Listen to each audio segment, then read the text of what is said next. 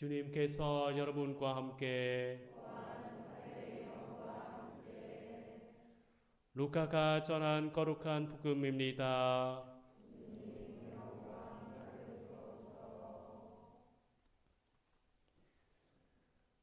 그때 예수님께서 제자들에게 말씀하셨다. 이것을 명심하여라. 도둑이 몇 시에 올지 집주인이 알면 자기 집을 뚫고 들어오도록 내버려 두지 않을 것이다. 너희도 준비하고 있어라.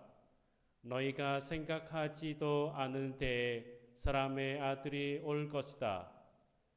베드로가 주님, 이 비유를 저희에게 말씀하시는 것입니까? 아니면 다른 모든 사람에게도 말씀하시는 것입니까? 하고 물었다. 그러자 주님께서 이르셨다. 주인이 자기 집종들을 맡겨 제대에 정해진 양식을 내주게 할 충실하고 순기로운 집사는 어떻게 하는 사람이겠느냐? 행복하여라. 주인이 돌아와서 몰 때 그렇게 일하고 있는 종. 내가 참으로 너희에게 말한다. 주인은 자기의 모든 재산을 그에게 맡긴 것이다. 그러나 만일 그 종이 마음속으로 주인이 늦게 오는구나 하고 생각하며 하인들과 하녀들을 때리고 또 먹고 마시며 술에 취하기 시작하면 예상하지 못한 날, 짐작하지 못한 시간에 그 종의 주인이 와서 그를 저당하여 불충신한 자들과 같은 운명을 겪게 할 것이다. 주인의 뜻은 알고도 아무런 준비를 하지 않았거나 주인의 뜻대로 하지 않은 그 종은 매를 많이 맞은 것이다. 그러나 주인의 뜻을 모르고서 매 맞은 것을 한 종은 적게 맞을 것이다. 많이 주신 사람에게는 많이 요구하시고 많이 맡기신 사람에게는 그만큼 더 청구하신다.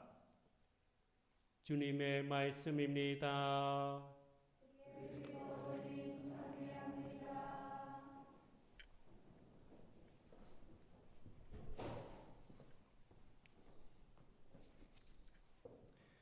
찬미 예수님,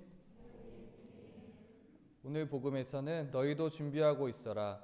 너희가 생각하지도 않은 때에 사람의 아들이 올 것이다. 이 말씀이 전해집니다. 우리는 주님이 오시리라는 사실을 확실히 알고 있습니다. 주님이 오신다는 것은 죽음이고 죽음을 잘 준비하라는 것입니다. 저는 죽음을 잘 준비한다는 이 의미를 잘 생각하면서 죽음에 대해서 이 의미를 가톨릭 교회 교리서에서 좀 찾아보았습니다. 죽음은 인간의 지상 순례의 끝입니다. 우리는 단 한 번뿐인 우리 지상 생활 여정 다음에는 죽음이 이어집니다. 죽음은 내 모든 행동과 내 모든 생각에서 내가 오늘 죽게 될 것처럼 너는 행동해야 할 것이다 라고 전합니다. 죽게 될 것처럼 행동한다는 것은 죽음을 준비하는 것입니다. 오늘은 어떻게 죽음을 준비할 것인가 라는 주제로 보려고 합니다. 삶의 마지막 순간에 보이는 것들이란 책을 참조해서 그 내용을 전합니다. 한 사람의 유언을 먼저 소개하고 그 사람은 죽기까지 어떤 삶을 살았는지 봅니다.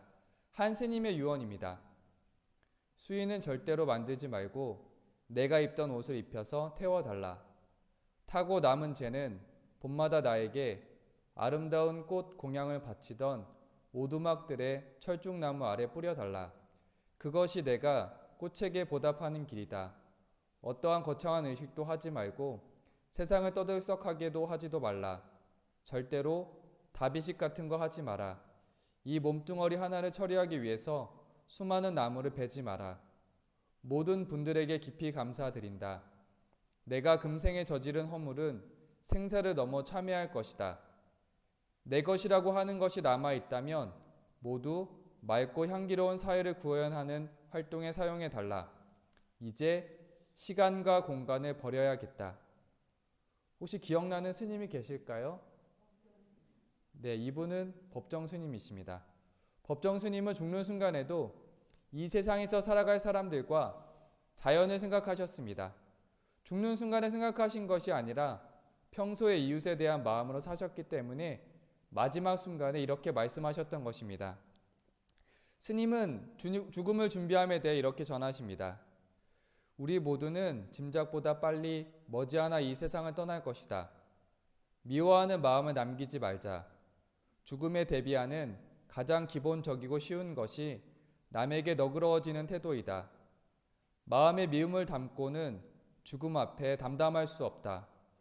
너도 나도 힘들게 태어나서 힘들게 살다가 이제 다 함께 떠나는 인간임을 알고 섭섭하고 화났던 것들을 다 용서하는 마음을 갖는 순간 마음의 평화가 찾아온다. 상대를 위해서는 물론이고 나 자신을 위해 용서하자. 그리고 죽을 때 후회하는 25가지를 전하시는데 여기서는 몇 가지만 전합니다. 유튜브 방송에서는 전체 목록을 전하겠습니다.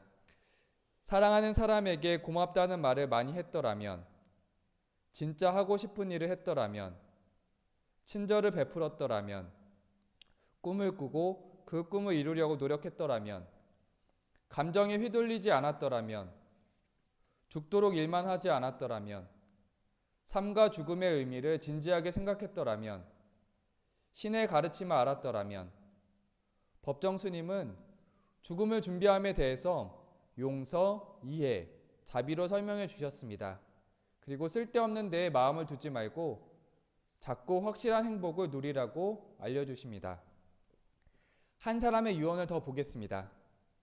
그 유언은 내가 죽거든 찾아오는 문인들을 잘 대접하고 절대로 부의금을 받지 말라. 한 분의 문인이 죽기 전에 남긴 유언입니다. 이 유언은 소설가 박완서 선생님입니다. 문상홀 문인들 중 대다수는 가난한 생활을 하고 있다는 걸 알고 거기까지 생각하셨습니다. 장례식장 입구에는 고인의 뜻에 따라 부의금을 정중히 사양하겠습니다라는 문구가 적혀 있었습니다.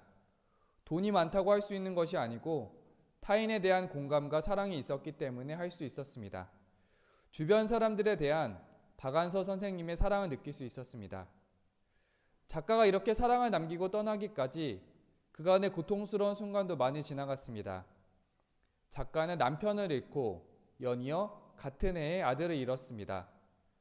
너무나도 고통스러운 시간을 보내다가 작가는 한 수녀원에 가서 큰 깨달음을 얻고 고난을 극복하게 됩니다.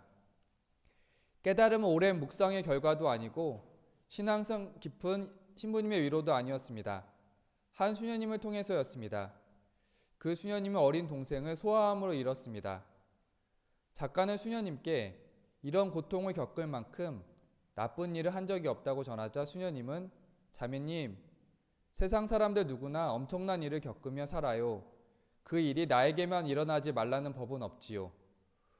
고통에 젖어 몸과 마음을 어디에 두어야 할지 모르는 박완서 작가는 어떤 위로나 질책보다 큰 힘이 되어준 말이었습니다.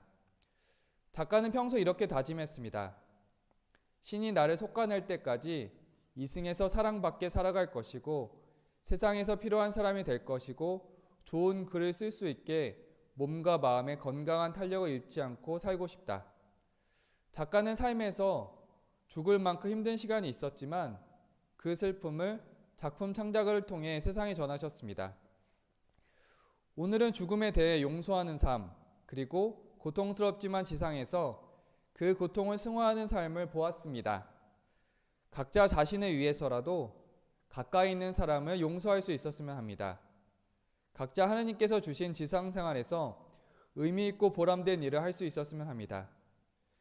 지상에서의 삶이 죽음으로 이어집니다. 죽음을 잘 준비하는 것은 지금 지상에서의 삶을 잘 살아내는 것입니다.